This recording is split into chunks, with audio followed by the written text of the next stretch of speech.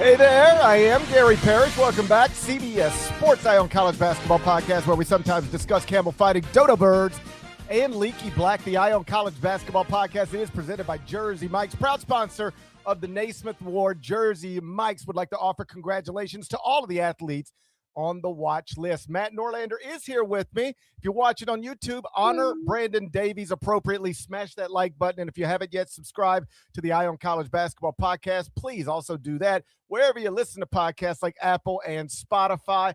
Let's get into it. Today is Tuesday, which means the NCAA Tournament starts tonight, 6:40 p.m. Eastern, UMBC Howard on True TV, 9:15 Eastern, Texas NC State on True TV. Norlander, it's Sean Miller and Will Wade inside UD Arena.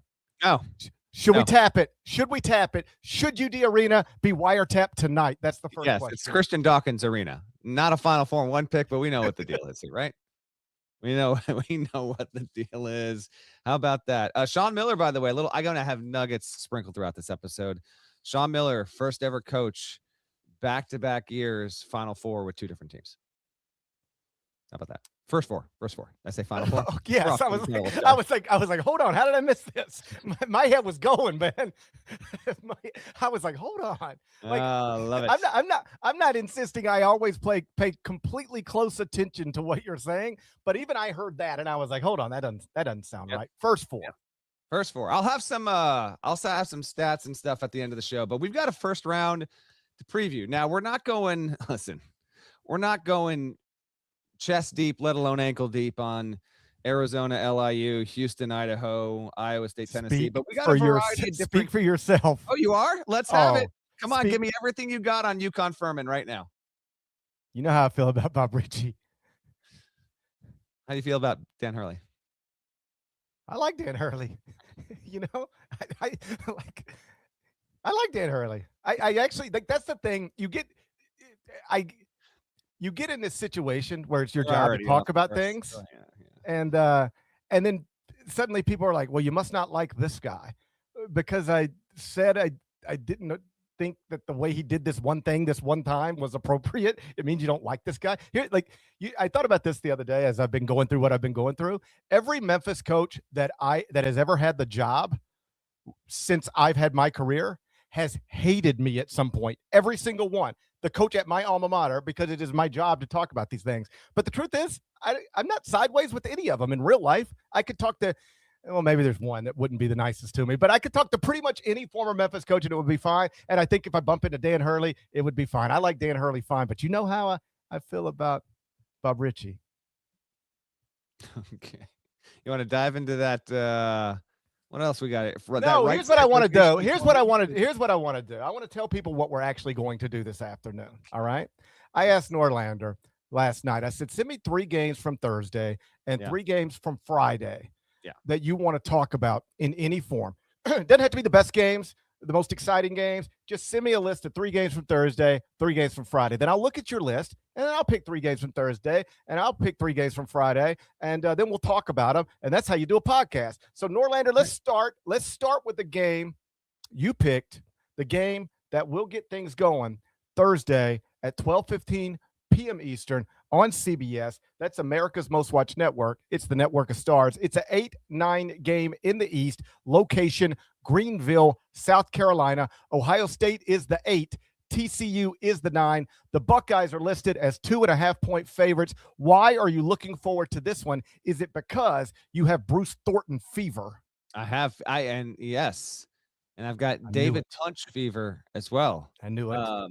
By the way, this is an Iron Eagle, Bill Raftery, Grant Hill, Tracy Wolfson special.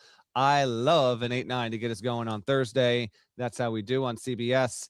That's going to be a good one. Greenville, good spot. I was there 4 years ago on the Coach K farewell tour. Duke played in Greenville in 2022. Now it's back in the rotation as a city 4 years later.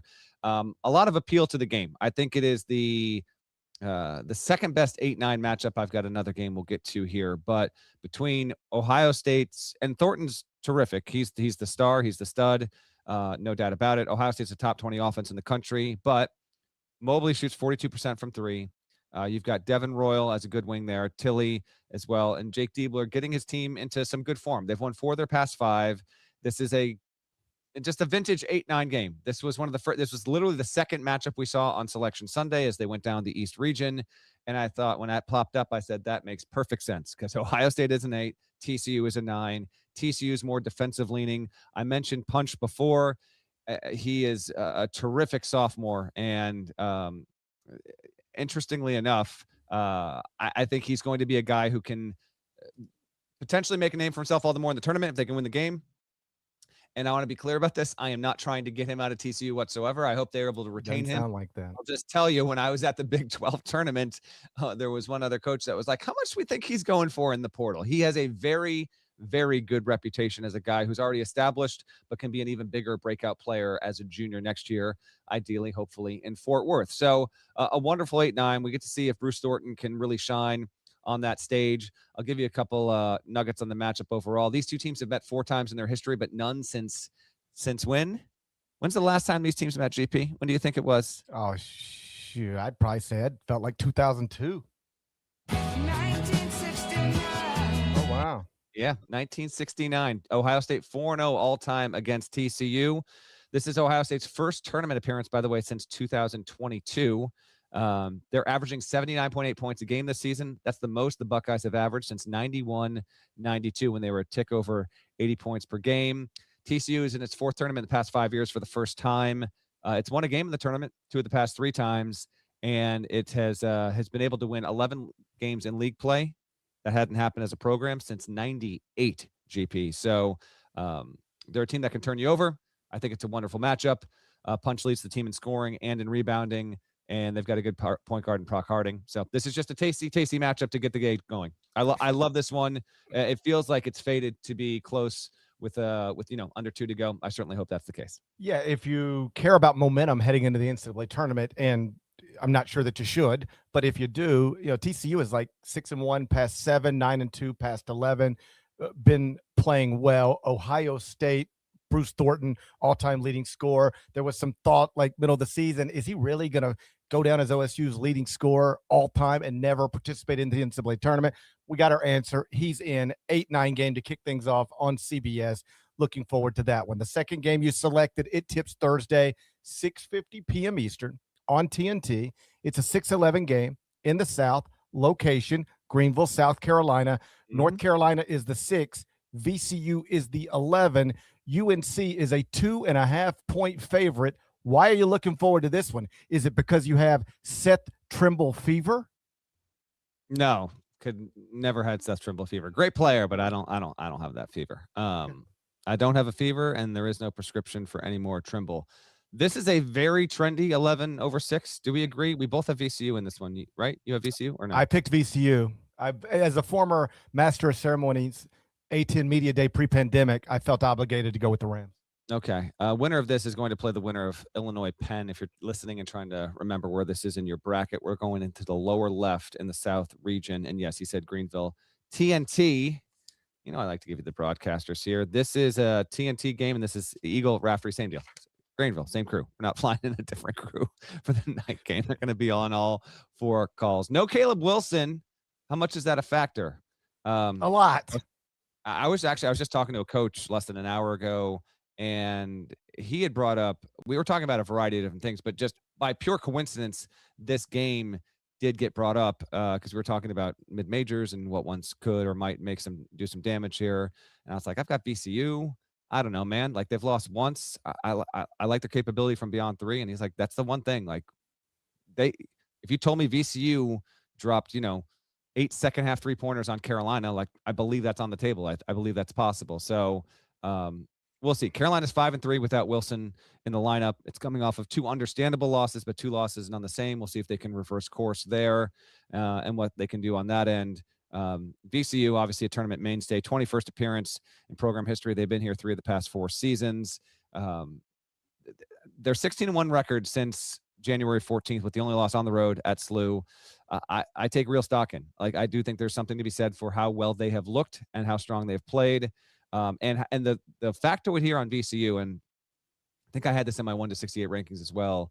Terrence Hill Jr., he comes off the bench and leads the team in scoring. He has 462 points off the bench. That's the most in all of D1. You just don't typically see this, and it speaks to VCU's, I'm going to use that, tried and true and a bit cliche word, but it's true. Like, if you've got a culture where the guy who's coming off the bench leads your team in scoring, that's a really good sign that you've got something healthy going on there. It's not just him. We've got a Djokovic situation in college hoops as well, and Lazar Djokovic at VCU. He's great at drawing fouls. He's a high energy guy. He can really, he's a little bit streaky, but he's really, I like his game. I think he can be a factor here as well. Carolina obviously capable of winning the game. Seth Trimble is going to show up there as ready as anyone else. Vasar's going to be a matchup nightmare for VCU, unquestionably. But I'm super intrigued. Like, this is top 5 Thursday or Friday GP, VCU, UNC. That is a top 5 see it game. I also have to note the location. Carolina fans can get there. Guess what? So can VCU fans. Okay, you don't want to go to war with the Rams. They are going to drive there and get there in droves. And I would imagine VCU fans are going to scoop up tickets as much as possible for that nice session. VCU, you mentioned 16-1 in the past 17. That stretch dates back to January 14th. You know I'm a data sorter. If you started at January 14th, run it through today, where do you think VCU is with that 16-1 record at Torvik? I'm going to say 25th. The answer is 39th. Oh, lower than I thought. I bet you they're better than Carolina since then, though. I can tell you. Sort it right now. I would venture they're close. I'm thinking Carolina's 31st. Oh, in that stretch. The Duke win bumped them. Okay, good deal. So VCU in North Carolina since January 14th, which is when VCU started this run of a 16-1 stretch. They're both in the 30s. So the point spread, makes sense. VCU is the underdog, but this will not be a crazy upset, even if it will be, a big brand from a Power 4 league against a sizable, like a significant and notable college basketball brand. But like, one of these is North Carolina, one of these is VCU. But the caliber of basketball teams, particularly when you remove Caleb Wilson from the situation, the caliber of basketball teams is not that different. And that's been true for more than 2 months now. All right. The third game you picked for Thursday tips at 9:45 p.m. Eastern. It is on CBS, America's Most Watched Network of Stars. 8-9 game in the Midwest. Location, Buffalo. Georgia's the 8. St. Louis is the 9. Georgia, 2.5-point favorite. Why are you looking forward to this one? Is it because you have Jeremiah Wilkinson fever? The bit can end after the commercial break, by the way. I'm more than okay with that. If I have fever for anyone, it's Robbie Avila. Come on now. Come on. 8-9, first to 100. This is big time stuff here. Your Buffalo, and this is another Thursday game. As a reminder, every game I'm giving you is a Thursday game. And when this one tips, this has a chance to be the best game to finish off the night. This is Brian Anderson, Jim Jackson. Shouts to Allie LaForce. I think this could be a race to 100. You've got a Georgia team that's got real dudes, real athletes, back-to-back tournaments for Georgia for the first time in more than 2 decades. This is the most combined points per game between 2 teams entering any NCAA tournament matchup period in the last 20 seasons. Both these teams get up and down the floor and love to score. I mentioned, I think on Sunday night, maybe, I don't know. I've forgotten what I've said, where I've said it, when I've said it. St. Louis is a terrific second half team. I think it is top 5 in the country at this point, because I think it used to be number 1. So if it's not top 5, it's top 10 in point margin after the halftime break. They've taken on some losses as of late. I get that. But Georgia as a program is trying to snap a drought of NCAA tournament wins. Trivia time. Okay. Last year, Georgia won an NCAA tournament game. Oh, man. I know Anthony Edwards didn't get it done. He did not. Did not get it done. That was disappointing. Yeah. Just give me a year. Okay, I'm going to give you a year. I'm going to say 2002. Oh, my gosh. Look at this. You're grossed up and you're grossed up and you're grossed up. 2002 is accurate. That's the last time the Dogs got a dub in the big dance. See if they can get this done here in an 8-9 game. Team broke into the rankings plenty this season. Mike White done a good job there. I love Cannon Catchings. I think he's got, I think he's got potential to be an even bigger player next season, but he jumped from 7.2 to 12 points a game this season. And I'm looking at my notes. Did you see it on the screen? This is going to serve as evidence on the screen. This is going to serve as evidence that I did not see the answer in advance, because what I did is something I often do. Sometimes you ask me a question and I'll just say UMass Loyal over and over again. Earlier, you asked me a question. I think I said 2002. I really just repeated the same answer from the previous question. If you did, I don't remember you saying that. Regardless, between Kenny Catchings, Jeremiah Wilkinson, fun player, and Blue Kane, they've got the dudes, and then Somtel Cyril is among the better defenders in the country there. So there's a lot of reasons to believe that George is going to be able to get this done. But I just give us a game that goes into the 90s, please. Give us Robbie Avila just bombing shots from 25 feet out. It's not just him. They've got a whole variety of guys. I think they got like 6 or 7 guys averaging north of 9 points a game this season. It's one after another. Josh Schertz going for his first NCAA tournament win. This is his first NCAA tournament appearance there. It'll be interesting to see if St. Louis can match up with Georgia's physicality.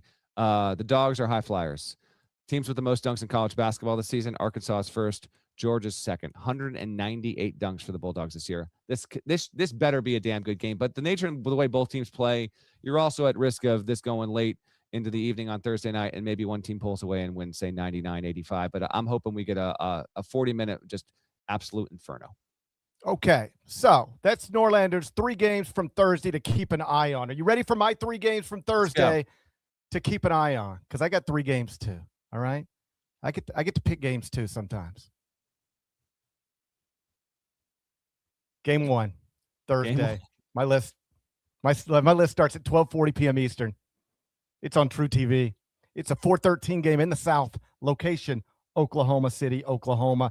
Nebraska is the 4. Troy is the 13. The Cornhuskers are 13.5-point favorites. Norlander, by sunset on Thursday, I predict college basketball will feature 0 power conference programs with 0 wins in the history of the NCAA tournament. And that's because Nebraska, by sunset on Thursday, is going to record its first NCAA tournament victory in history. Do you agree? I do agree, but throw a percentage on there that Troy wins this game. No, I'm not even. No, I don't. I'm not putting that out in the world. I'm not putting that out in the world. It's already out in the world. So what is your part of it? Hey, I know sometimes people throw trash off the side of the highway, but that don't mean I need to throw trash off the side of the highway. All right. Just because everybody else is putting it out in the world don't mean I got to put it out in the world. I refuse to acknowledge it is possible Nebraska is still sitting on 0 NCAA tournament wins when this thing is over. I refuse to even think about it. Okay. Both of these teams I have too much respect for the Hoiberg family to even think about something like that. This is the first time in 15 years that the NCAA tournament features a first-round game, so a game period by nature of being a first-round game, where both teams going into it have 0 NCAA tournament wins, so someone's going to get off the schneid here. It'll just be Nebraska or it will be Troy. Nebraska is 0-8 all-time in the tournament. It's the second most losses without a win by any school.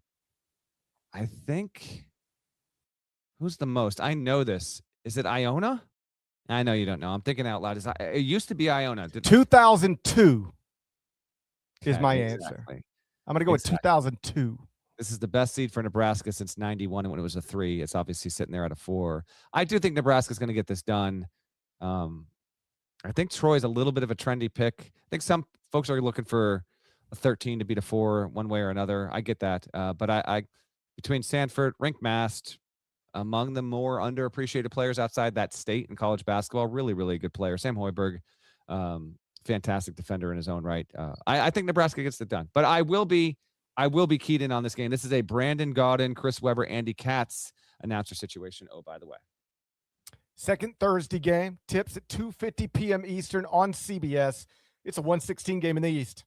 Location, Greenville, South Carolina. Duke is the 1. Siena is the 6. Duke is a 28.5 point. GP. I just got to take this real quick. Keep going. 28.5 point for they're 28.5 point favorite. Obviously, in this one, we talked about it on a previous episode. 2 coaches. Norlander, be ready. Be careful. We got lip readers out there. They'll know everything you're saying. If you're talking bad about Bob Ritchie on this phone call right now, we're going to have lip readers that pick up on this stuff. Duke, 28.5-point favorite. Two coaches have both won national championships as players this century. And if Siena pulls off the historic upset, Jerry McNamara is offered the Syracuse job by midnight. Those are the stakes. Whoa. That's what I think should happen. If Jerry McNamara upsets Duke and John Shire in the round of 64, he gets the Syracuse job before midnight. Okay. That's where I'm at on this. Do you think that's fair? It is fair. Like in all seriousness and honesty, if Jerry McNamara coaches, no, he gets the Duke job. Oh, he gets to take the Duke job, and Shire's got to go coach Syracuse. Yes, with limited resources. Yes. Oh, let's see how good you are with limited resources, John Shire. Let's see you try to fill up a dome. Oh, it's pretty easy to fill up your little Cameron indoor. Oh, your little Cameron indoor. So cute. Sure, anybody can fill that up. Let's see you fill up a dome, John Shire. Lose this first round game. McNamara to Duke, Shire to Syracuse. Limited resources, trying to fill up a dome. Good luck. You about to live that Red Autry life. Good luck. I love that we have we've invented the stakes around this. Yes. Oh my gosh. Let's see how good John Shire is when he doesn't have the best player in the country every year. Make it easy. I apologize again. Again, you got a little hot there. Little loud, buddy. This is, see if I can give you here. Okay. How about this? Man, oh man. This game right here, Duke Siena, is, what's the line? Do we have the line here? I'm trying to find I already told it. You don't listen. Hey, one more time. 28.5. I think I said it 4 times. Siena is the worst 3-point shooting team in the field, 30.4%. Your mom's the worst 3-point shooting team in the field. Sure, man.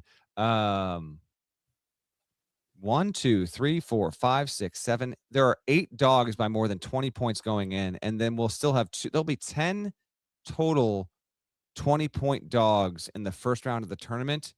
I believe that will be a record or tie a record. Siena will be in that group. With Duke, it feels like a pick your number situation. But if Jerry McNamara coaches the Saints to a 16-1, he gets the Duke job. Shire goes to Syracuse. It's been established. Get that. I've been living that Coach K life. Now you're going to get to live that Red Autry life if you screw this thing up. That's a different life. That's a different life. But, yeah, Duke probably wins. Even if it's not competitive, you get to watch the future CBS Sports National Player of the Year, Cameron Boozer. So, either way, it's worth getting your eyes on it. My third game on my Thursday list, it tips at 4:25 p.m. Eastern. It's on TBS. 4:13 game in the West. Location, Portland, Oregon. Arkansas is the 4. Hawaii's the 13. Arkansas, 15.5-point favorite. The Darius Acuff show is the best thing going. I think the phrase appointment television is often overused, but I'm okay with it being used and connected to Acuff. He is my favorite college basketball player. I'm not saying the best. Really? He's your favorite? I think he's my favorite to watch. Just like I enjoy watching. He's up there. Yeah. I like, hey, boys, gather around. Let's watch this guy play basketball tonight. Darius Acuff Jr. has become my favorite college basketball player. I'm ready to have his mail forwarded to 191 Bill Street, Memphis 10, 38103. Norlander, where does Darius Acuff Jr. rank on your list of favorite college basketball players as of March 17th, 2026? He's top 5 for sure. I'd have to think on that list. Him and DeBonsa, just watching them play, is great. I got to think more on that. But both those are in the top 5. This is the tweener game, by the way. And by that, this is the last tip on Thursday that kind of floats into that, dinner hour on the East Coast. But you actually have real draw here. It's the last one because the fact that it's played out in Portland. This will be Brad Nessler, Wally Zerbiak, Jared Greenberg on the call. John Calipari is trying to avoid, and I think that he will. But nonetheless, there's never been a coach to lose 3 straight first-round games as a 4 seed or better. If Hawaii wins, he will become the first. I don't think that will happen. He didn't have the situation last year. because he was a 10 and faced a 7. So it didn't apply when he won. But this goes back to when he was a 3 at Kentucky and they lost to Oakland. The year before they were 2 and they lost to St. Peter's. This is the 6th appearance for Hawaii in school history. It is 1-5. It won as a 13 seed over Cal in 2016. Cal the school, not Cal the coach. But nevertheless, it has done this. It is a veteran-laden team. 94% of Hawaii's points come from its upperclassmen. That's the second most of any team in the field. Its top 8 scorers are all juniors or seniors. Arkansas has incredible talent across the board, strength, size, the whole deal. Fascinating situation with this game. I think Arkansas should win with ease. But if you told me that this game just found a way to be close with 5 minutes to go, GP, we're not going to be stunned by that, right? I mean, if we weren't stunned by St. Peter's and we weren't stunned by Oakland, I don't think we're in position to be stunned by Hawaii. But I think Arkansas will be fine. Okay, there we go. That's our Thursday ones to know. All right, the most intriguing ones. Yes. All right, and you know what comes after Thursday? Thursday night. No, technically Friday. I know. The way that works is Friday follows Thursday. And guess what we did? Oh man, we picked 3 more games each from Friday, and we'll run through them next. But first, let's get a word. Let's pay some bills. Let's get rich. Partners. March is here, and if you've ever followed the tournament, you know one thing. The only predictable thing is the chaos. Upsets, buzzer beaters, Cinderella runs. It's the best kind of unpredictable, and that's exactly why DraftKings Sportsbook, the #1 sportsbook for live betting, is built for March. The tournament is unexpected. Rewards are guaranteed, and DraftKings Sportsbook is delivering some of the most generous rewards in the market. What I like about DraftKings, it is the live betting. With DraftKings, the #1 sportsbook for live betting, you're not betting on what might happen later. You're betting on what's happening right now while the game unfolds. Momentum shifts, big plays, last-second drama. You can get in on the action as it happens. And if you're new to DraftKings, it's the perfect time to jump in. Just bet $5 and get $200 in bonus bets instantly. Download the DraftKings Sportsbook app now and use code I. That's code I, E-Y-E, to turn $5 into $200 in bonus bets instantly. In partnership with DraftKings, the crown is yours. Gambling problem? Call 1-800-GAMBLER or 1-800-MY-RESET. New York, call 877-8-HOPE-NY or text HOPE-NY. Connecticut, call 888-789-7777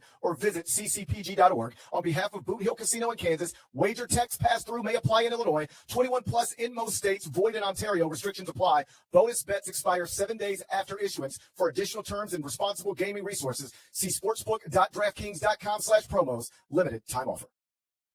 All right, Norlander. I also asked you to send me 3 Friday games you want to talk about. You were nice enough to do it. You started your list with a game that's scheduled to tip 12:15 p.m. Eastern. It's on CBS. 7-10 game in the Midwest. Location, St. Louis, Missouri. Kentucky's the 7. Santa Clara's the 10. The Wildcats are 3.5-point favorites. Why are you looking forward to this one? Is it because you have Alan Graves fever? Do you have Alan Graves fever?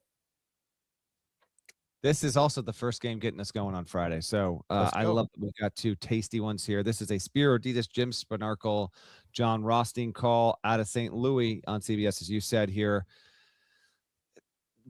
Plenty of mystery surrounding this one. Is Kentucky going to show up and dominate? Is Kentucky going to show up and flop? Will they get off to a slow start?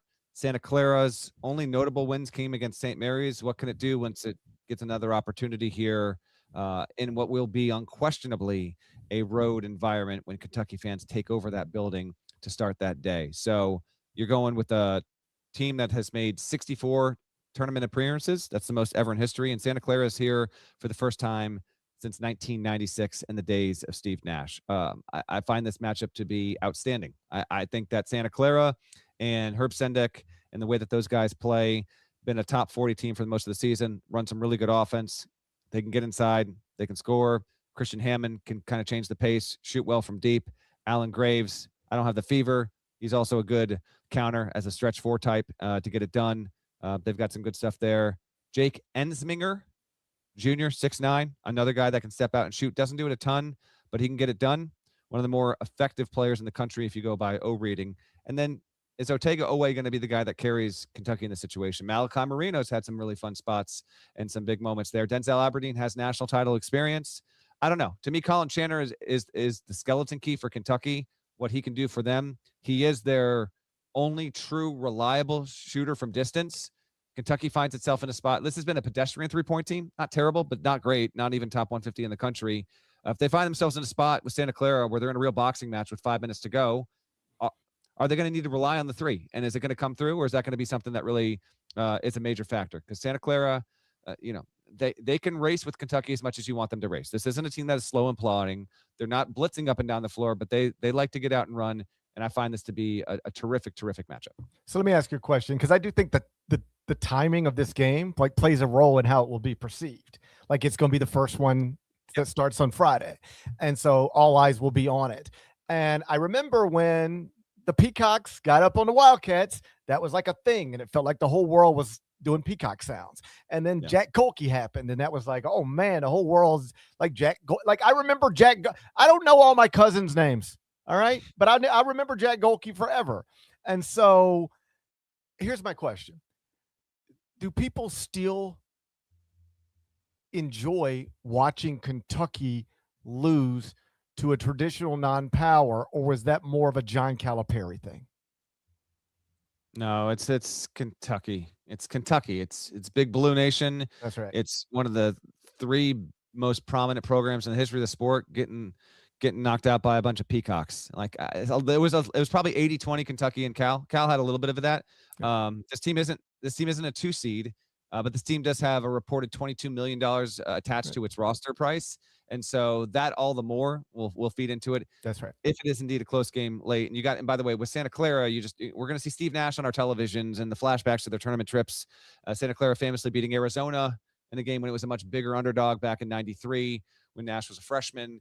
So there's a lot that'll feed into that for sure. But we'll see. I have not moved off my position on this game. It feels 50-50 to me. I still have Santa Clara winning. I don't have any confidence whatsoever. I'm just excited to open the door, walk in, and see what's waiting inside once this game gets going. I think Cal's presence played a role in the way those upsets were perceived. But Kentucky, you're right, is still Kentucky. It's Big Blue Nation. It's a big brand. The 22 million, whether it's real or otherwise, like it's out there and it's the one everybody references. And I know that, some of those players have been injured much, if not nearly all of this season, but still that will be the graphic that's flying around social media on Friday. If this thing goes a certain way, it'll be little old Santa Clara. And, remember Herb Sendek?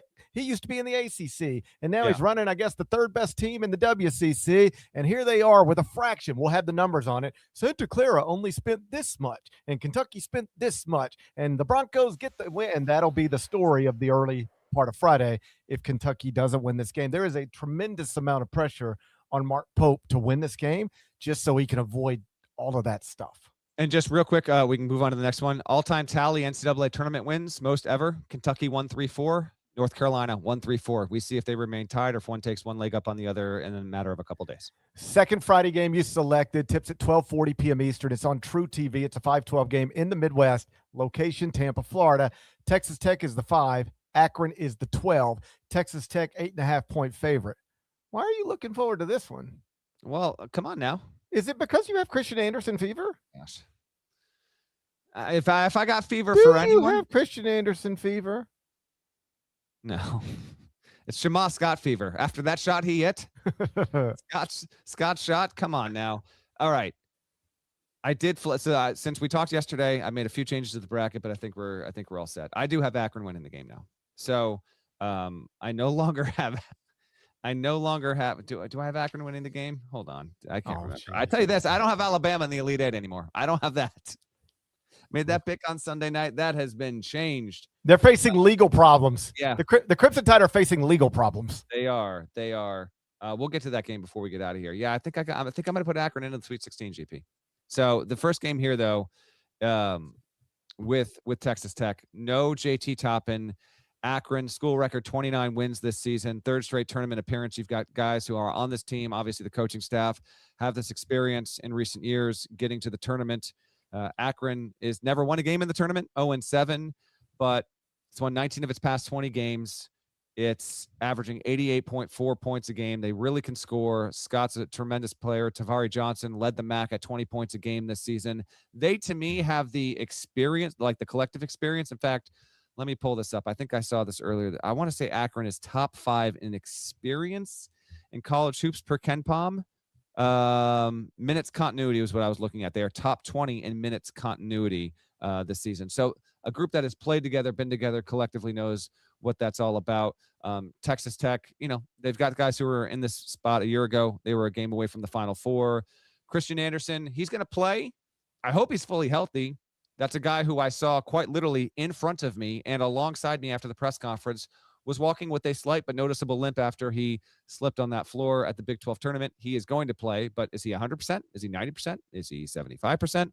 We don't know. Really fun 12/5 possibility here. This is among my top 5. Got to watch a game no matter if it lands on Thursday or on Friday. Quite pumped for it for sure. This is a Tom McCarthy, Candace Parker, Dan Barner, AJ Ross tip on 12:40 on Friday in Tampa. Kind of a weird close to the season. You lose JT Toppin, you win 3 straight. It's like, all right, maybe. Yep. And then they lose 3 straight. And so 3-3 without Toppin or since the injury. We'll see how it goes. The third game you selected for Friday, it tips at 10 p.m. Eastern. It's on TBS. It's a 2:15 game in the East. Location, Philadelphia, Pennsylvania. UConn is the 2. Furman is the 15. UConn is a 20.5-point favorite. Why are you looking forward to this one? I didn't want you to steal. I wonder if it's because you have solo ball fever. Do you have solo ball fever? I hope I never have solo ball fever. That's tough. That sounds painful. That's a Lance Armstrong situation. I 2 reasons why I took this. Well, actually, there's more than 2. One, UConn 10 o'clock tip on a Friday in Philly. Doesn't UCLA have the? I'm just like UCLA has the earlier tip. Cronin can't be happy. I'm sure Hurley's not happy as well. Like Cronin can't be happy. You could apply to any situation. I know. Mick, hey, did you see Mick? He's sitting by the fireplace enjoying a cigar. Cronin can't be happy. Okay, I get it. Did you see Mick? He's watching the sunset over the ocean. Isn't it beautiful? But he looks mad as hell. I could see it. I could definitely see it. Furman, UConn. What's UConn looking like coming off the loss to St. John's? I also wanted to give you a little bit of. I felt bad taking up a lot of the good ones that I really wanted, so I was like, you know what? I'll take the UConn Furman one. I just want to see late tip. I don't know. There might not be anything here. I want to see how sharp UConn looks going into the tournament. This is a team that I have going to the Final Four. And do they show up and just rip Furman apart? Is this a 20-point win? Okay. They beat the team the way they should beat it, the way we're expecting that to happen. I don't know. Furman's a program that just, no one on this team was on that team, but they have pulled off a first-round upset. They weren't seeded as a 15 when they did it. They were a 13, but the coach is still there. So I've just got general intrigue around this. I also wanted to pick one game that wasn't an 8-9, 7-10, 6-11, or 12-5. So I go with the 15-2 situation here in Philly on Friday. And who we got on the call here, GP? I want to let the people know. Philly, this is Andrew Catalan, Steve Lapis, and Evan Washburn. That's a nice crew. All right, I picked 3 for Friday as well. Friday list, mine starts at 1:35 p.m. Eastern. It's on TNT Dynamite. 1:16 game in the West. Location San Diego. Arizona is the 1. LIU is the 16. The Wildcats are 30.5-point favorites. Norlander.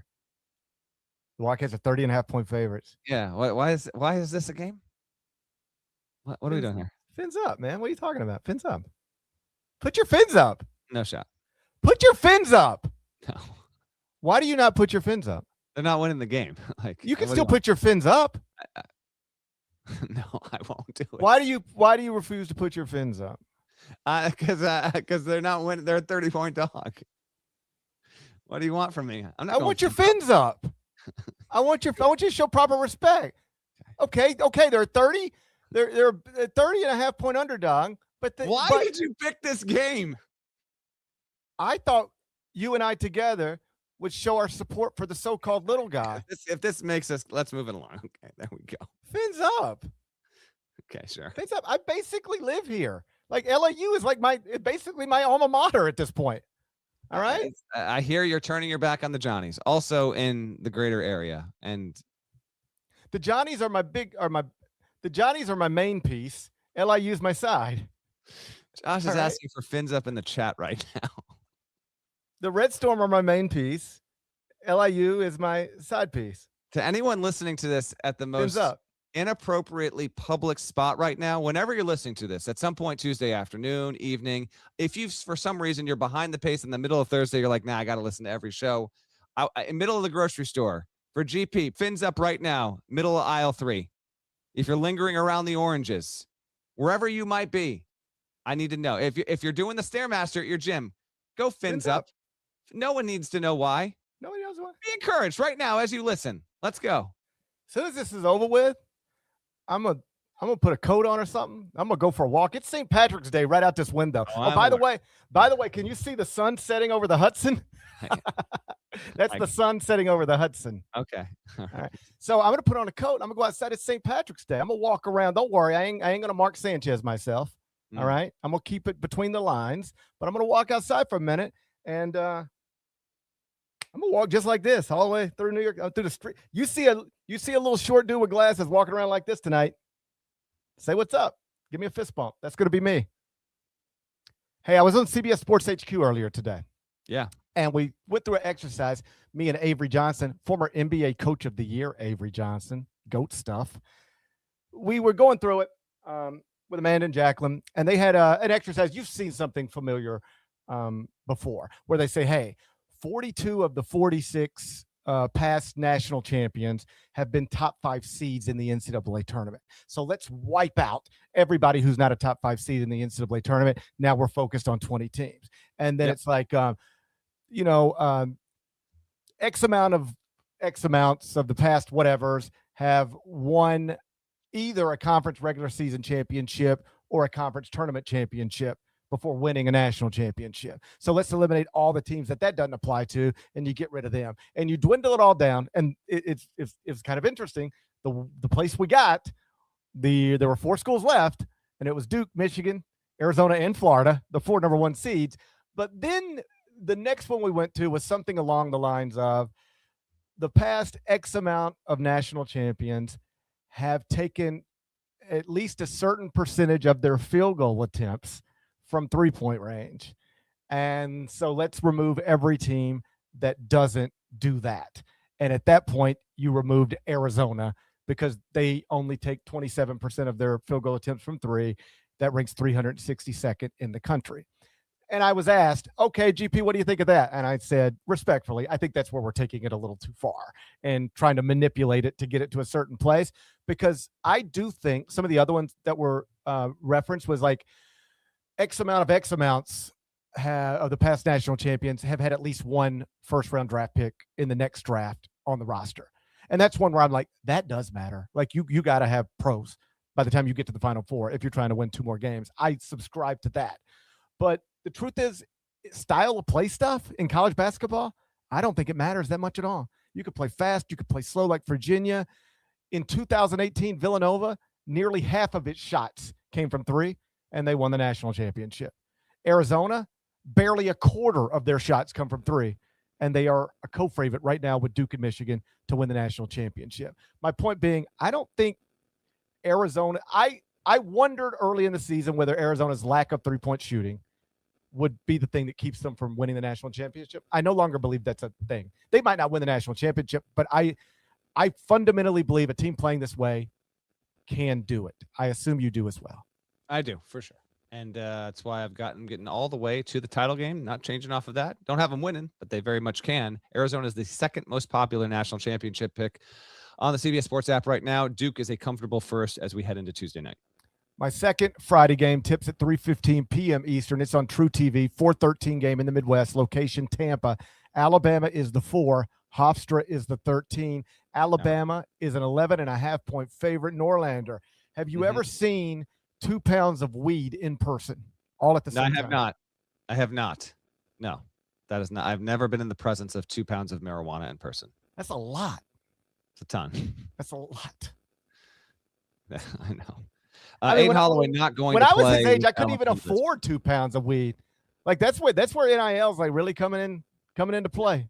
You know, it's not. I'm glad.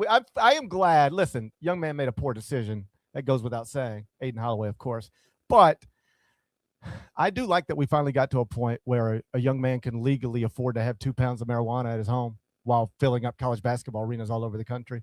Imagine if that young man was too poor to even have 2 pounds of weed. Think about that.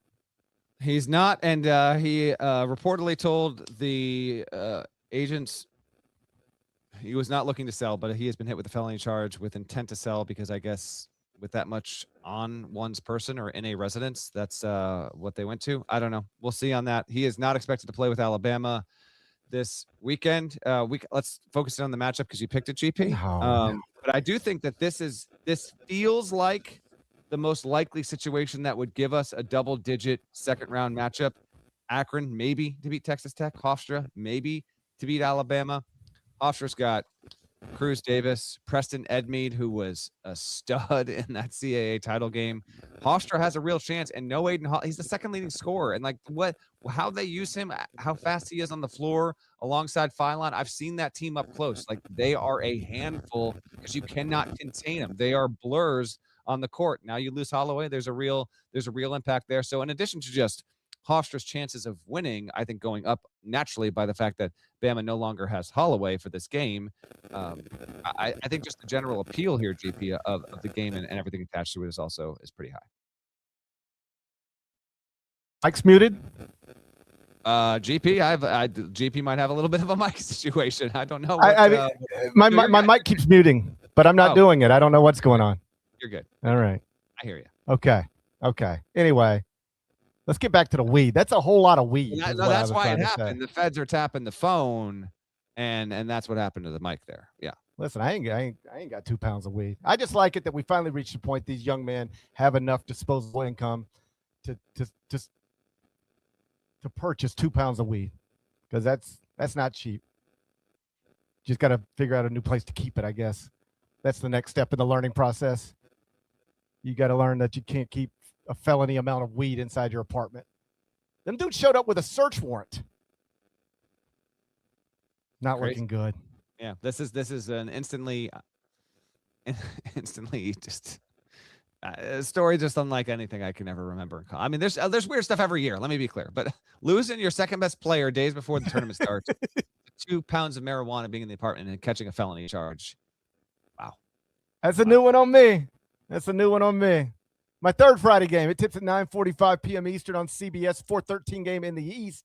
Yes, a 4:13 game in the East. Location, San Diego. Kansas is the 4. Cal Baptist is the 13. KU is a 14.5-point favorite. Norlander, I was on radio, Kansas City today, and they asked if I could see the Jayhawks making a run. How would you answer that?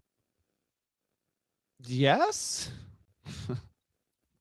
That's how it answered. Yes. Okay, but in radio, they're going to want you to say more than that. Okay. Yes, I could see them making a run. They have Bill Self as their coach. They have potentially the number 1 pick on the roster who has played 28 plus minutes in 7 consecutive games for the first time all season. They've got a heck of a player, a self-admitted dog, and Melvin Council Jr., who quite literally barks back at the student section to hype himself up. And he is in my top 5 favorite players in college basketball, by the way. I do like people who bark. I do enjoy a good bark. No doubt. Trey White, maybe the most underrated player in the Big 12. There's a lot there. Badunga's terrific. So can I see them making a run? Yes. That being said, I can't shake the idea that this game could be close late, but I might be wish casting this. Cal Baptist is not a super reliable scoring team. It just happens to have another player who might be near my top 5, Dominique Daniels Jr. Dude's like 5'10" and is a hooper's hooper. Just an awesome dude to watch play basketball. So this will be must-watch stuff as far as I'm concerned. Cal Baptist only has to take the ride down there to San Diego. Kansas obviously hopping on the bird. All right. So those are your 3 games, or my 3 games are those my 3 games or your 3 games? Those are my 3 games. And by the way, like I had Kansas Cal Baptist for a separate segment. I'm changing it up just so you know. Like we talked about that game. I'm mixing in another game. So I know, but I just wanted to put this here, because I do think it is one of the games to pay attention to. The Darren Peterson story seems like it's going to be a forever story until his college basketball career is done. And then we'll keep asking a lot of the same questions through the draft process, see what kind of answers we get. But it's Kansas away from home, Kansas in Cal Baptist, home state. Kansas should still be fine, but the team has been all over the place this season. Better without, at least they won more without Peterson than they won with Peterson. The way I actually answered the question was, yes, I could see it, but I'm not predicting it. And I think ultimately we're going to look back on this year and say that the best players didn't play enough together. And so they never got comfortable. Like, how do you play? Like, without Darren Peterson, you play through Melvin, put the ball in Melvin Counsel's hands.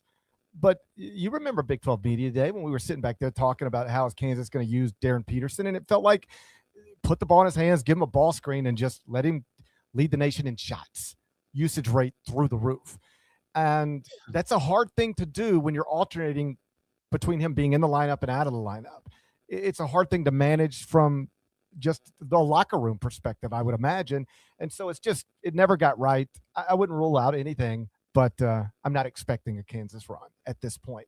All right, couple more things we're going to do. We're going to take a break, and when we come back, we're going to put two teams on upset alert. Are you ready to put two teams on upset alert? Always. I am too. Oh, I live to put teams on upset alert. So, Josh, hit your little button. Let's get a word from our partners, and then come back, and somebody's getting put on upset alert. I hope it's not your favorite team. This is Gary Parrish. I have a confession. The confession is that sometimes, I hit an afternoon wall. Say, in between doing the Eye on College Basketball podcast and, walking to the broadcast center for a night in studio, I realized I probably didn't get enough rest. I need some caffeine. I want something sweet, but not like some big sugary drink. And that's why I'm obsessed with the new Fruity Rainbow shots from 5 Hour Energy. They seriously taste like a handful of classic rainbow candy, bright, juicy, and fun, but with a caffeine kick built in. It's like caffeine finally got that flavor glow up it always deserved. It was 17 flavors total in the 5 Hour Energy lineup. There is something for every mood, but this Fruity Rainbow launch is all about that bold, sweet, fruity chaos. What do I love most? It's the big flavor in that tiny portable 2-ounce bottle. I can throw it in my bag, keep one in my car, stash it at my desk, golf bag. It's no bulky can, no sticky wrappers, no sugar crash. It's a zero sugar treat that's totally sweet tooth approved, so it feels indulgent, but it's actually practical. If you're going to grab caffeine anyway, it might as well taste like candy. Get candy flavored chaos with Fruity Rainbow 5 Hour Energy shots, available online at 5hourenergy.com or Amazon. All right, it's time for the upset alert. The upset alert, it is sponsored by DraftKings. Stay tuned because you'll hear more about DraftKings and all it has to offer throughout the show. DraftKings, the crown is yours. All right, Norlander. Yep, you first. Okay. Because I don't want us to have the same one, and okay. I have a backup if we have the same one. Okay. What do you got? I know it's been a rough season. I don't take any pride in doing this. Oh, I'm trying to guess what this is going to be. Give me a hint before you say it. Don't give it away. I understand it's possible. No job gets harder for a coach in the country than this job, particularly when you lose to a mid-major from a mid-major league. But you're not healthy. You haven't been much of the season. Louisville?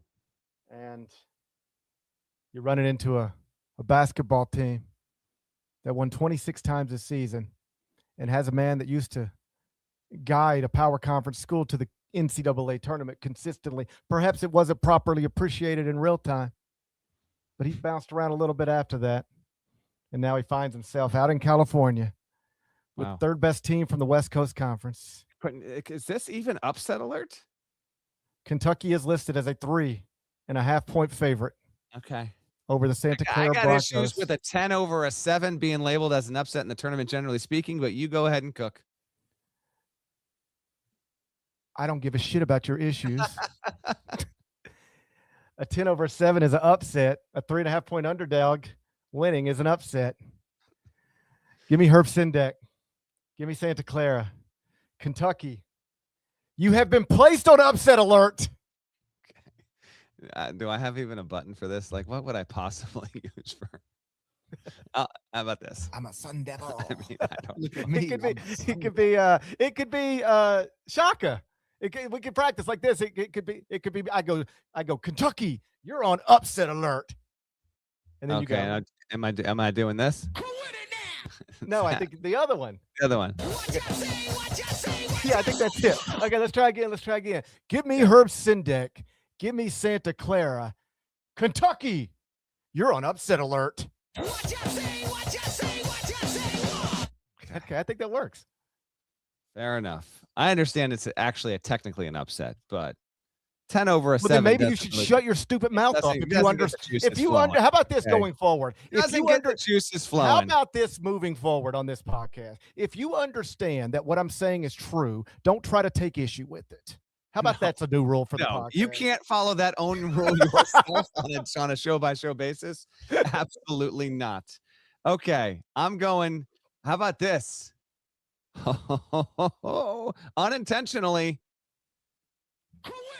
we're putting the entire Commonwealth on upset alert. Oh, no. South Florida over Louisville. Oh. Very, very trendy 11 over 6 here. But with the uncertainty with Michael Brown Jr., how effective will he be? Is he going to play? Reminder to everyone listening, the NCAA tournament for the first time this season will put out day before availability reports. So we will know more as we draw closer to that game between these two teams. This is a 1:30 Eastern tip on Thursday in Buffalo. Brian Anderson, Jim Jackson, Allie LaForce on TNT. So we will get that availability report on Brown on Wednesday. Kelsey's done a good job getting them to back-to-back tournaments. You've turned the ship around for sure, but now can we get a win? Kelsey's never won in the first round in his head coaching career. One loss last year at Louisville, 0-2 at Charleston, 0-2 at Winthrop. Those are low major jobs. That's a little more difficult. Louisville loves to launch the 3. South Florida is a team we talked a little bit about earlier this week. It's won 25 games this year. Brian Hodgson has done an excellent job in year 1 at that school. Here's a nugget for you. There are 13 coaches in their first year at their given schools in this year's tournament. 13 out of 68. That is a record for the most ever in a single NCAA tournament. USF is great. Let me stop you there for a second. I actually think there's an explanation for that. In different eras of the sport, you take a job. The signing classes were done in November. Yep. You're just sort of like left with whatever the guy before you got and whatever you could scramble together at the last minute. So it was much harder to be good in year 1. Like I remember Tom Crean getting the Indiana job, and it was like, even if he's amazing, this is going to take 3 years.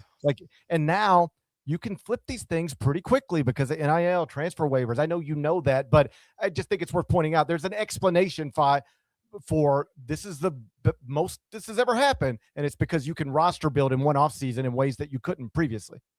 I think there's a lot to that, and yes, I think that feeds into what's happened here.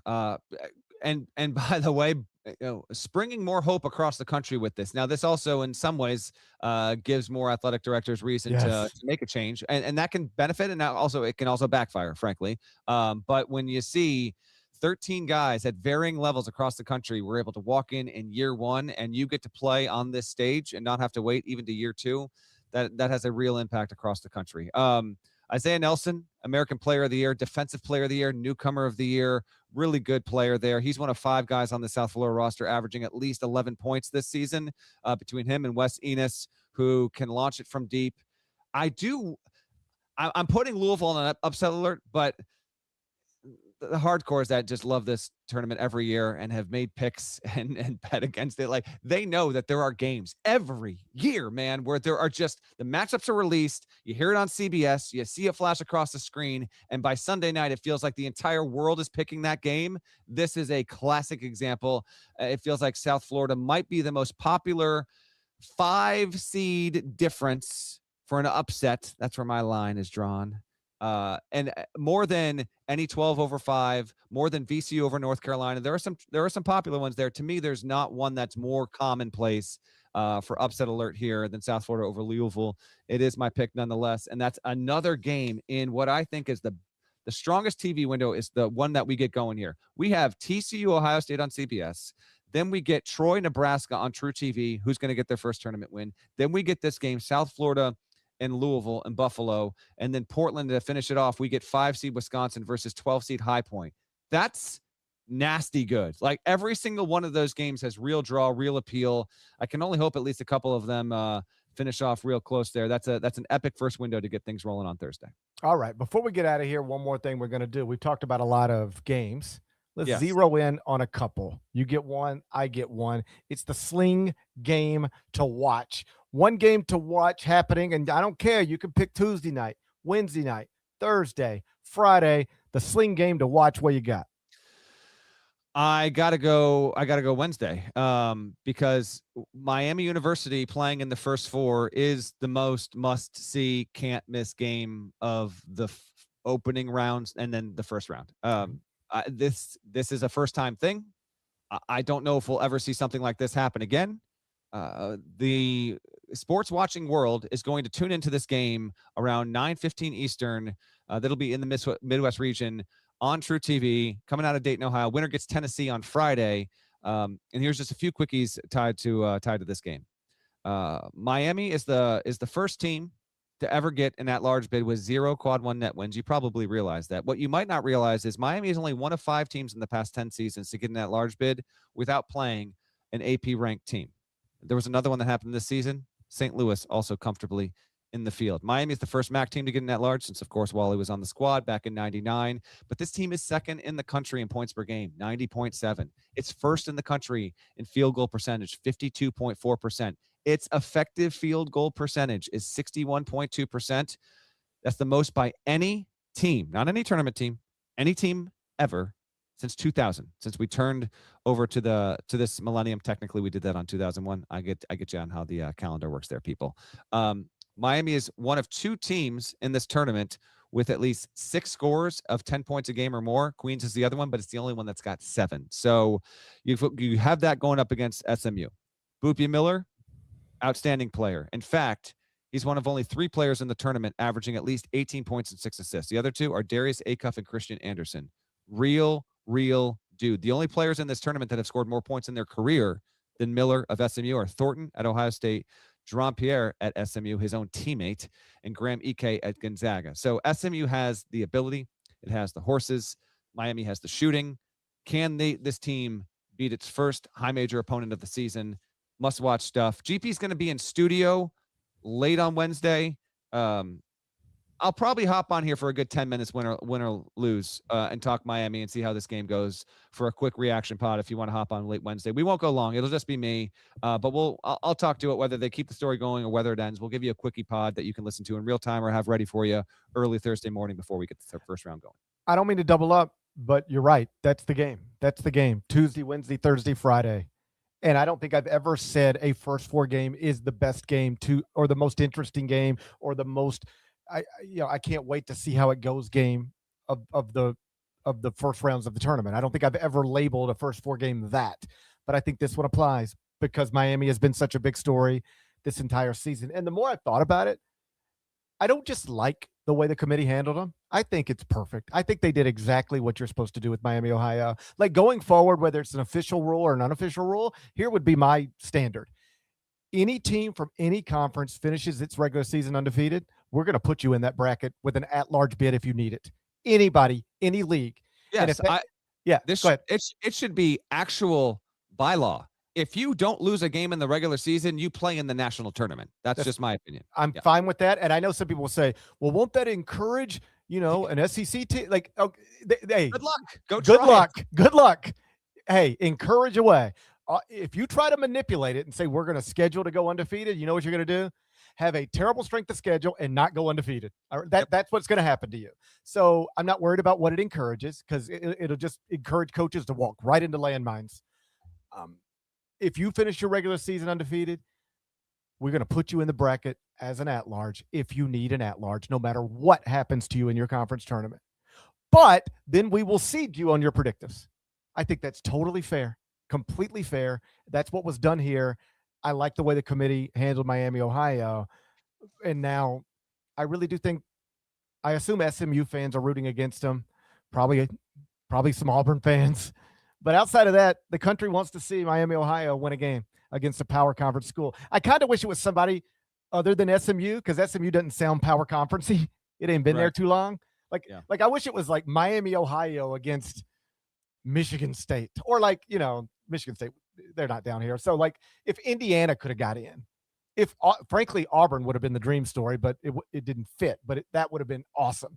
But we still get Miami, Ohio against a power conference school on True TV, 9:15 Wednesday night, and that is the game I'm most interested in.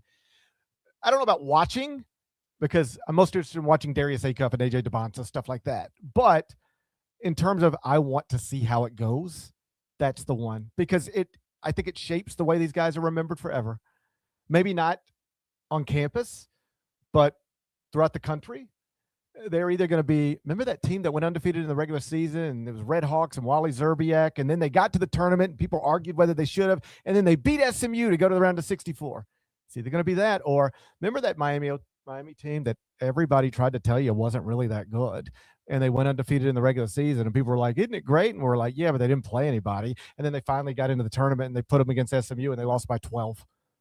I mean, it really does shape the way the story is framed. It's a huge game for the program, for Travis, for those young men. And yeah, that's the one to pay attention to over the first few days.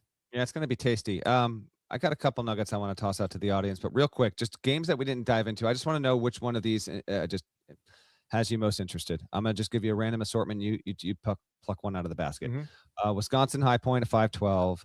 St. John's, Northern Iowa, 512. UCLA, UCF, a 710. Miami, Missouri, a 710. I'm not going to include the teams that are in the first four because we don't know the matchups there, obviously. Clemson, 8-9. We didn't get to. Nova, Utah State. We didn't get to. Nova, I looked. I think Nova might be the worst performing team efficiency-wise of any of the at-larges over the past, 2 months, maybe. There's something like that. It's an 8-9, but Nova's not been playing well as of late. So I'm interested to see if they reverse that GP or not. Anything else there that we didn't touch on a ton? I know Fornelli wanted some more Illinois Penn talk, but we can wait on how that game actually plays out. And Vandy McNeese, that's another pretty decent one. Which of those interests you the most? St. John's, Northern Iowa, because as somebody who just jumped back on the St. John's train, I'm nervous about it because I've seen how these things go. We talk about it in the regular season all the time, letdown situations. And I don't think we typically think about round of 64 in the NCAA tournament as letdown situation, but think about what St. John's goes from to what St. John's goes to. In the Garden, jam-packed. There's Dan Hurley, UConn. I mean, that's a memory forever. And then they're going to look up at 7:00 on Friday night, and they're playing Northern Iowa. And yeah, it's in prime time, but the building ain't going to be popping the way the Garden pops. And The opponent's not going to have you turned up the way UConn has you turned up. And that kind of game, I'm real interested to see what St. John's looks like the first 8 minutes, because that has the recipe in my head of, man, they come out, they look sluggish. Northern Iowa just knocked down 4 threes, and they're down 19-11 early. Where's this going? I do think letdown type of thing can carry over from conference tournament title championship to round of 64 against the Northern Iowa. And if I were Rick, I'd be aware. Not that Rick needs to hear from me what he should be aware of, to be clear, but that's a scary little place where I've seen teams get caught like that before. They're coming into the tournament and they look unbeatable and then they just suddenly they're down double digits. It's early in the second half, and now everything gets tense. Team plays slow. Northern Iowa allows the fewest points in the tournament. They want to get to 62 points and beat you that way. So that'll be an interesting one. And you got the cross country trip in addition to that. On Wednesday morning, they should publish. I do this huge hodgepodge of just stats, trends, nuggets. I've done this, I think, close to 15 years. A lot of the stuff I just update yearly and try and add some new stuff here as well. I'm just going to give you a few here as we get out the door, and then be sure to look for it. If you think it helps you make your bracket all the better, by all means.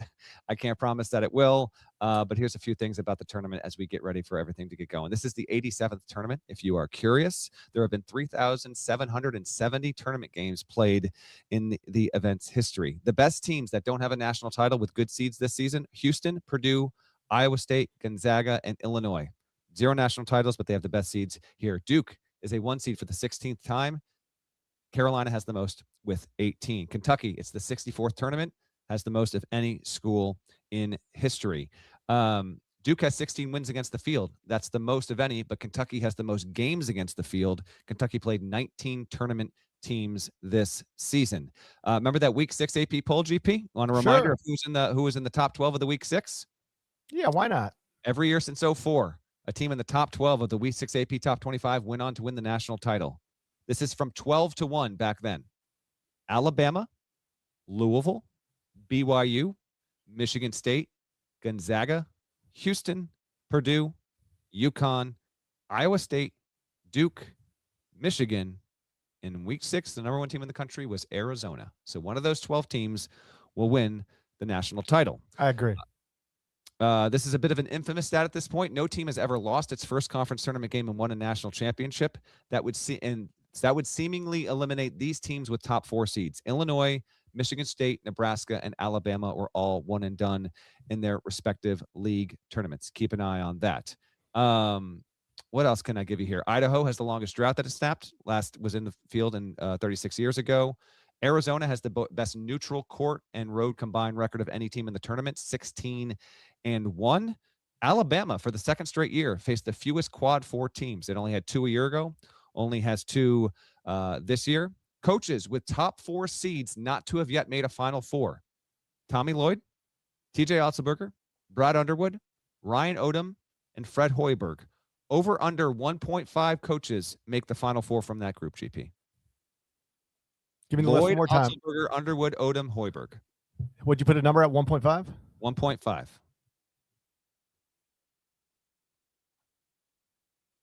Give it to me again, the list.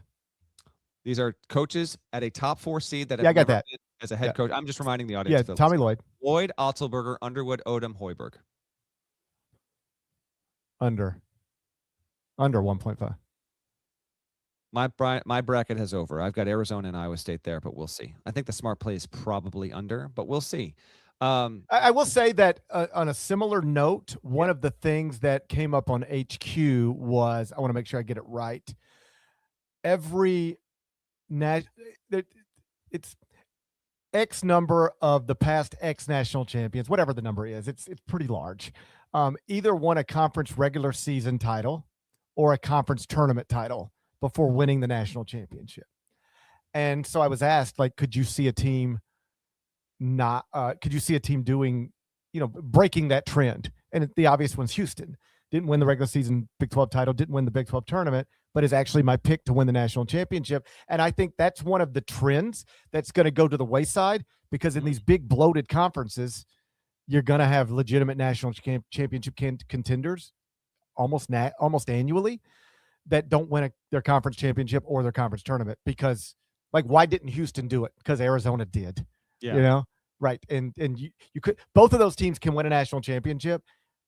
And if one of them sweeps the 2 trophies, well, then you're going to have the other fall into this category.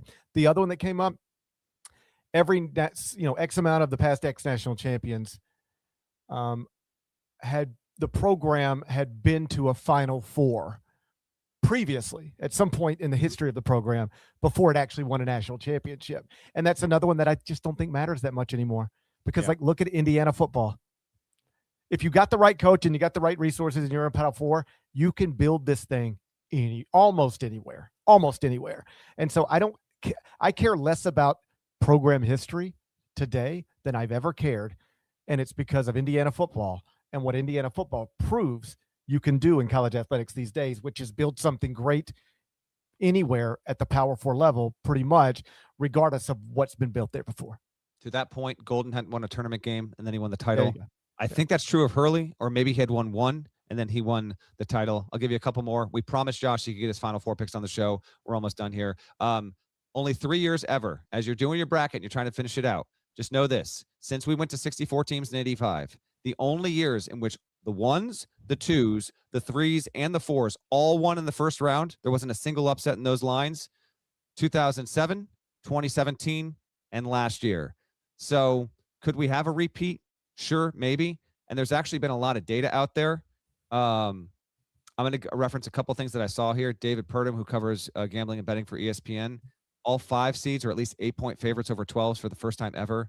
The average spread for the 4-13s is the largest ever. Average spread for the 3-14s is the largest ever.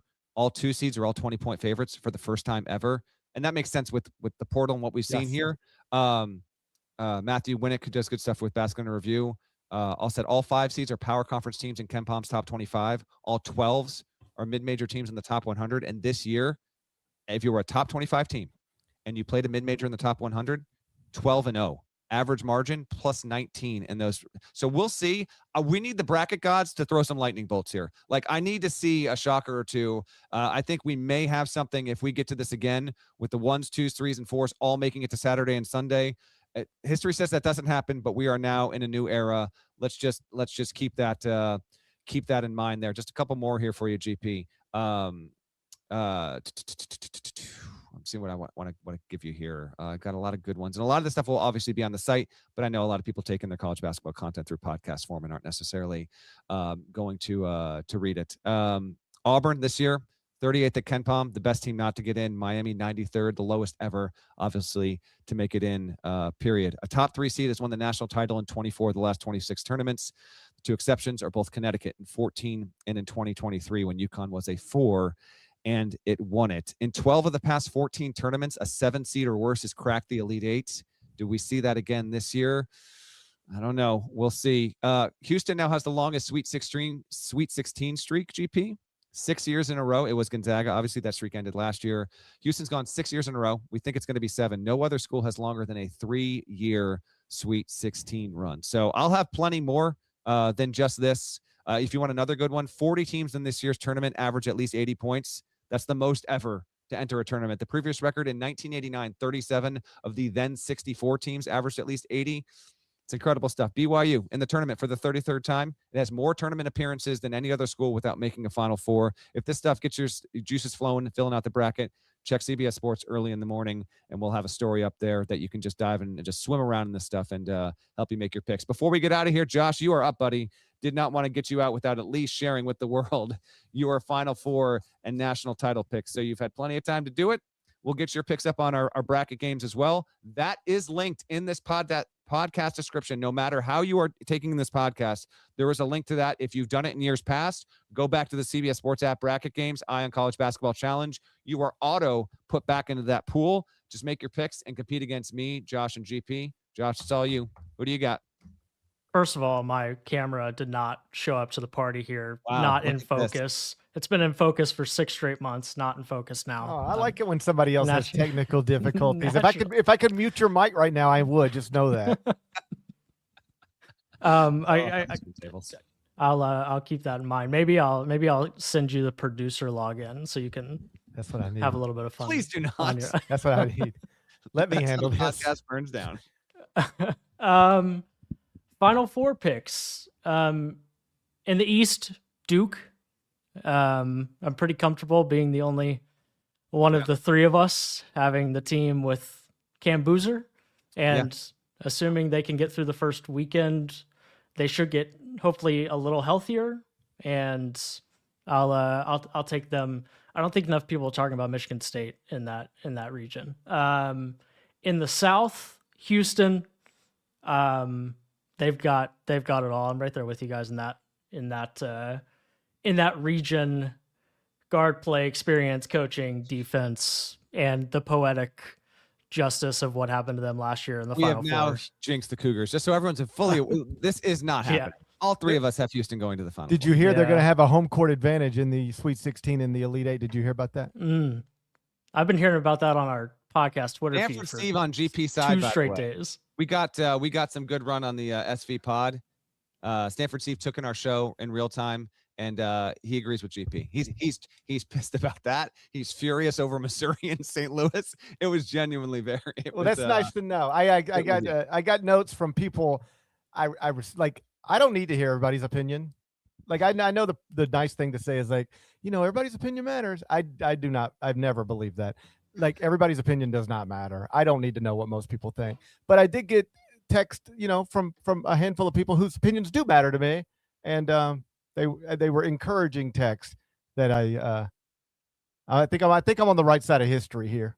I think I'm on the right side of history with bracketing principles here. I'm just less bothered by it than GP. We are not going back into this. I No, genuinely we're not. bothered by Missouri potentially playing in the second round against Purdue. That's atrocious. 1-2, whatever. And by the way, I can't, like the way these clips get clipped, which they're fine. Like, I'm not arguing about the clips, but boy, here we go. No, I don't mean that. I know you can't do an 8-minute clip, and I tend to talk in nuanced ways for long periods of time. So I know I make the job very tough. But like the clip goes, and it's part like I stand by everything I said. But then it's like 1,000 Houston fans going, well, don't you know?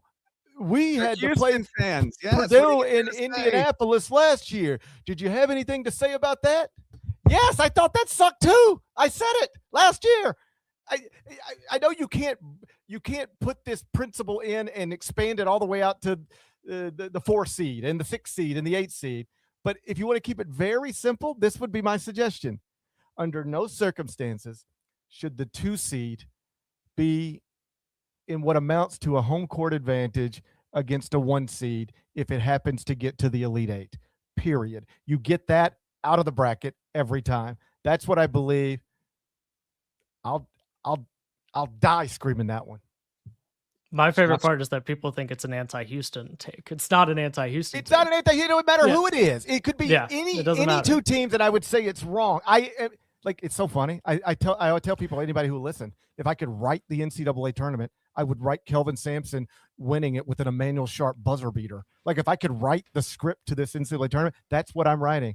I want Houston to win the national championship. I just think it's fundamentally wrong to have a 1 seed playing a road game in the Elite 8. And we are on track for that. Doesn't mean we'll get it, but we are on track for that. And I promise you, when it happens, you're going to turn on your TV and everybody's going to say the same things I said Sunday night. Just probably in shorter amounts of time. What's the right half of your bracket, Josh? In the West, I'm drinking the Kool-Aid. Purdue. Wow. Saying things like the West has a lot of offensive firepower, is a great thing for Purdue. And if you're telling me I get 3 chances while Arizona can absolutely win a title, not shooting threes, giving me 3 chances for them to just get beat so bad at the 3-point line that they stumble, I'll take it, because that's the team I just have a hard time envisioning Purdue beating. But okay, we could get all the way to the Elite 8 before that, or not at all. So Purdue in the West, and then in the Midwest, I agree with Norlander that I get weird vibes from the Midwest. Not totally, could just be a weird bracket. But I ended up going with Iowa State, which is not especially weird. I just think they're really awesome. I think the Elite 8 matchup I want the most is Michigan-Iowa State. That just feels big boy basketball and would be really fun, but think the Cyclones get past Michigan, because the thing I haven't gotten to say all year is that I just am pretty uninspired by Michigan's backcourt play, and I think it's going to bite them at some point. So Duke, Michigan. So Duke, Houston, Purdue, and Iowa State. What's your title? That's correct. My title game is Houston over Purdue in the title. All right. So we got all 3 of us have picked Houston to win the national championship. I'm sure that'll work out well. I'm sure that'll work out perfectly. That's going to blow up in our face. Speaking of Michigan, got a FaceTime we can wrap, but literally right as we were about to go, I was like, I got to go. We got a podcast. Michigan's taking the bus to Buffalo. So they're on their way now. And since they didn't fly, they took the bus. They took like a 5-hour ride or whatever. And they're all crammed into this rest stop. They just guys got to go to the bathroom. They want some food. And they were west of Erie, Pennsylvania, in a Love's, and it was Boynton, Mike Boynton, who FaceTimed me. Just he wanted to say, hey, this is what one of your 1 Cs is doing. And right behind him, I took a screenshot. It's going in the no context. It's a Daimara wearing some goofy dumbass hat in the middle. It's just hilarious to me that one of the best teams in college basketball is in Erie, Pennsylvania right now, just like raiding this Love's or whatever it is on the side of the road before they got back on. It was a very funny visual. Imagine you're just like, you're just going to get gas in Erie, Pennsylvania. Like, is that freaking Yaxel Lindenberg? Is that Morez Johnson? And he's just standing over there. Yes. Just standing like this. He's next to the Powerades in the fridge in the back. It's just him staring at everyone. There is a story, and then we'll get out of here. In that I read Jeff Pearlman's Tupac book, and there's a story about like this low-level college football team. On the day Tupac died, they were coming back to California from somewhere, and he was going to Vegas for the Tyson fight, and he stopped at an In-N-Out, and this football team has stopped at an In-N-Out, and they're like looking in the, like, it's like a bus of football players, and they're like, is that Pac? Is that, and they run up on him, and he's like scared because he's not, after you've been shot a few times, you don't like a bunch of people running up on you. And so there's a whole, like, I don't want to say chapter, but like a whole piece of the book about how random it is to just see people in places you don't expect to see them. And I think the Michigan basketball team outside a gas station in Erie, Pennsylvania probably qualifies. It's just incredible. It's incredible. Hope everyone enjoyed this bonus episode. We know there's been a big frenzy for our stuff here. We know you're ready. Tournament gets going here, folks. Less than an hour. So everyone that watched live, we appreciate you. As a reminder here, starting with the Miami game on Wednesday, you are getting recap episodes every single night, either live. You want to take that in? By all means, let's do it. And if not, they'll be waiting for you early the next morning. GP and I have different studio schedules and travel schedules, so we will have some shows together, but by nature of that, we're not waiting to go live at 2:30 in the morning. So we'll have no shortage of guests here and give you an instant reaction and podcast that we promise you will not be an hour and 25 minutes long. This was your last big one for till the end of the season. That's a show. Shouts to Devin Downey. Shouts to Chester, South Carolina. Shouts to Terry Teagle, legend, Hook Larnell. Thank you guys once again for watching, listening to Eye on College Basketball Podcast. If you're not subscribed, please go subscribe anywhere you subscribe to podcasts, Apple and Spotify. There's more of us than there are of them. That should be reflected in the comments. So please do that. We will talk to you again real soon. Till then, take care.